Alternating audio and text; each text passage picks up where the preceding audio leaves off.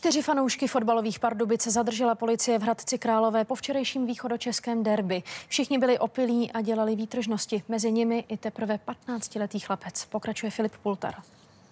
Na východočeské derby včera odpoledne sem na stadion Podlízátky dorazilo z Pardubic 75 fanoušků.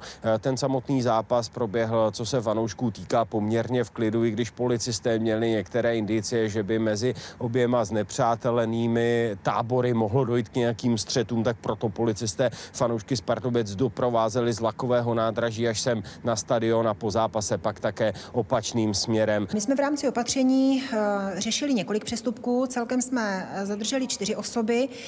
Vesměs se jednalo o přestupky proti veřejnému pořádku nebo občanskému soužití. Ve všech 4 případech zjistili, že ti výtržníci mají notně upito. Rekordmanem mezi nimi byl teprve 15letý hoch, který přijel na fotbal, nicméně v krvi měl 2,34 promile alkoholu a vzhledem k jeho nízkému věku nemohl být převezen na protialkoholní záchytnou stanici, ale byl odvezen do hradecké nemocnice, kde strávil noc na jednotce intenzivní péče na dětské klinice. A u zuřivých fanoušků ještě na okamžik